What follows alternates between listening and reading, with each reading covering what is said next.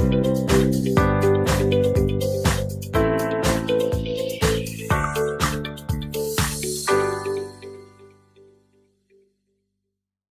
guys, it's Sarah from Altcoins Lady. So we have a bit of a greenery, and I think that is something that this market currently needs. We need a bit of a greenery. Red is a nice color, but I think we've all had enough of it. So before I start a video about Monero and why do I think what I think of it, let's have a look on the top gainers of this week. So we've got Moa, I hope I'm saying it right. I've never ever heard of it.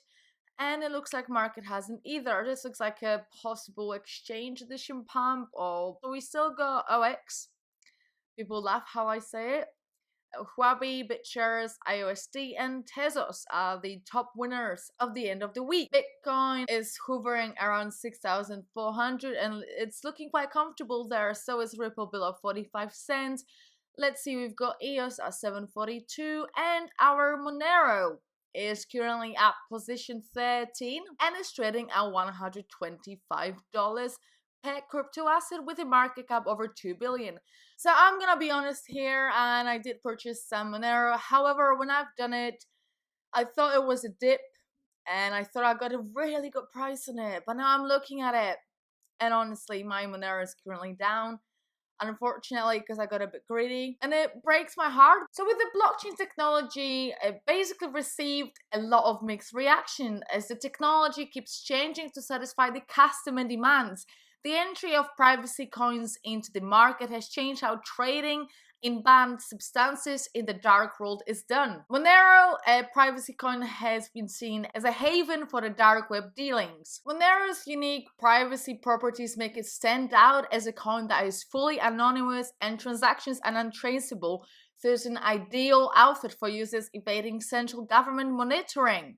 Many cryptocurrency users have associated the platform with the dark web, but it is more than that. The black market has been seen as an evil factor, as an evil sector, but Monero only offers an alternative form of payment and does not make the market legit. So on their website, they basically describe it really well, and I think it should be your homework if you're not really that invested into Monero to go onto their website and actually have a further look on why Monero is actually different. I explained it very well. The website is very easy to follow. You can download Monero depending on what operating system you've got on your computer. And they've also got this cool feature in Moneropedia, which basically explains the meaning of certain terms and concepts using Monero. They've also got frequently asked questions and user guides. So their website is absolutely amazing. It's got everything that you guys need. So one of the partnership between Monero and Alphabet has seen more vendors opting for Monero rather than Bitcoin as a way of making payments.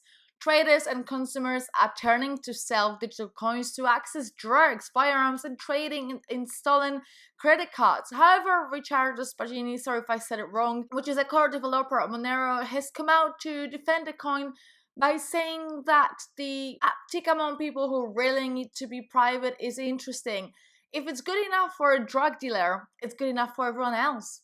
And I think that is a very good and positive attitude to have. If people want to make transactions for the dark web, they'll do it and they'll find a way. So why has Monero actually been so popular? As Monero increased popularity has been amplified by Bitcoin's inability to tackle its own privacy vulnerabilities.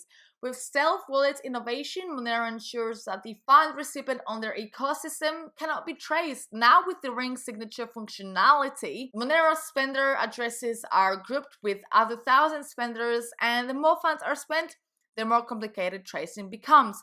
Since Alphabet and Oasis were integrated into the money payment system, the value of Monero has been on the rise since then. However, the platform is diversifying its market reach, and users are beginning to see the benefits of privacy coins outside the dark web realm.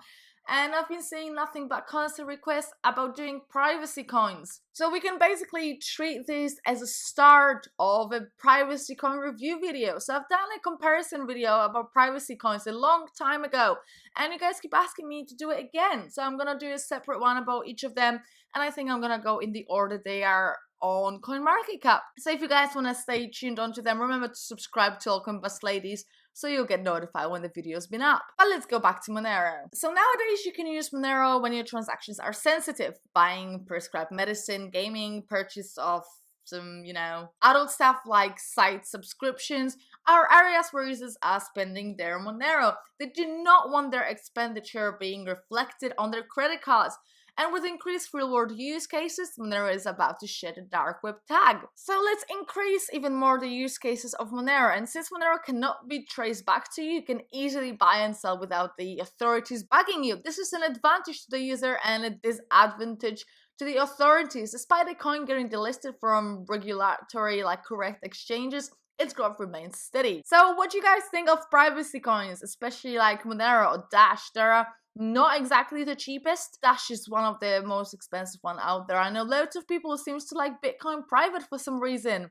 I always get loads of comments about Bitcoin private and from supporters of it, and I'm not exactly the biggest fan of Bitcoin forks. I think that the amount of that's out there is just outrageous, and soon we're literally gonna have a Bitcoin fork for everything.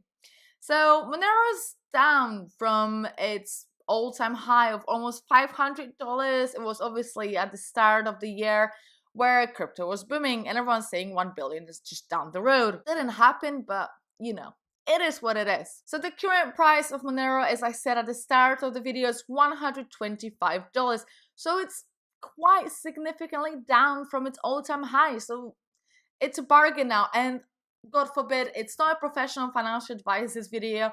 I'm just starting a series of videos on privacy coins as you guys just requested it from me. So you can get Monero from most of the exchanges, starting from HitBTC, Binance, Bitfinex, Kraken, OK Exchange. It's widely available, and you can get it with fiat. Like you can get it with some Polish money over here. You can get it with euros, Ethereum, Bitcoin. Most of the exchanges have it. So if you guys are interested, remember to research it more. Do your own research is a very important thing. And if you guys are yet to follow them on Twitter, remember it's very important to follow the project that you guys are invested in, to follow them on social media. And oh my god, look at the amount of followers they have. 300,000 followers.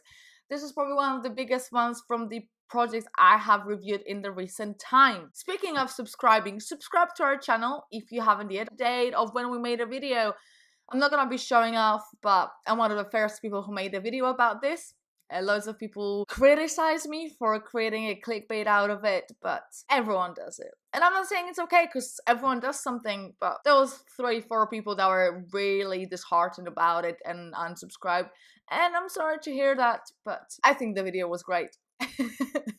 And anyway, if you guys like this sort of a chat that I usually do and want to follow me on Twitter, feel free to do so. You can get me at Altcoins Sarah, especially if you're it's one of those things I found funny the other day and I decided to share it, and I see that a lot of people agrees with me. So remember to follow me, subscribe to Altcoin Bus Ladies, and let me know what next privacy coin would you like me to review, whether you're invested into Monero. What do you think of Monero? What's your favorite feature about Monero? And I'll catch you guys later. Have a good one. Bye bye.